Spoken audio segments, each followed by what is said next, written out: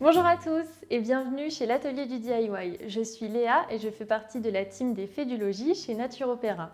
Et aujourd'hui, nous allons parler du kit nettoyant multi-usage. Donc pour réaliser cette recette, assurez-vous bien d'avoir le kit. Et à l'intérieur, vous allez voir qu'il y a tout ce qu'il faut.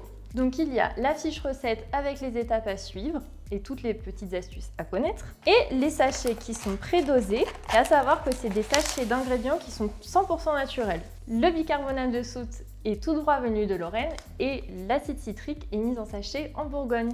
Pour réaliser cette recette, vous aurez également besoin d'une bouteille. Je vous conseille celle de l'Atelier du DIY qui est fabriquée en France et à partir de 50% de plastique recyclé. Je vous conseille également de vous munir d'un fouet. Vous aurez également besoin d'1 litre d'eau chaude, mais attention, il ne faut pas qu'elle soit bouillante. Il y a deux façons pour réaliser cette recette. Il y a la recette directement dans la bouteille ou alors à la casserole. Aujourd'hui, nous allons la réaliser à la casserole. N'oubliez pas de vous munir d'un entonnoir, ça peut être plus pratique ensuite pour verser la préparation dans la bouteille. Si vous souhaitez parfumer votre recette, vous pouvez également ajouter une huile essentielle.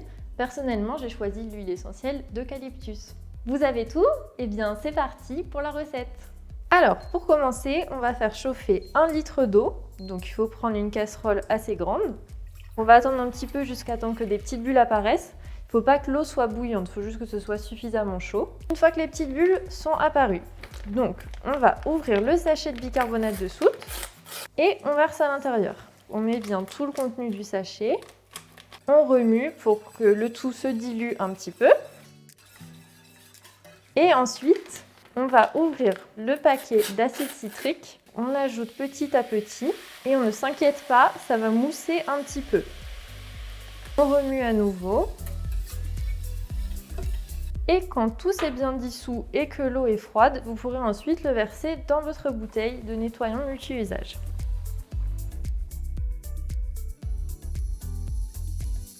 Et une fois que vous avez mis le tout dans votre bouteille, vous pouvez ajouter des petites gouttes d'huile essentielle.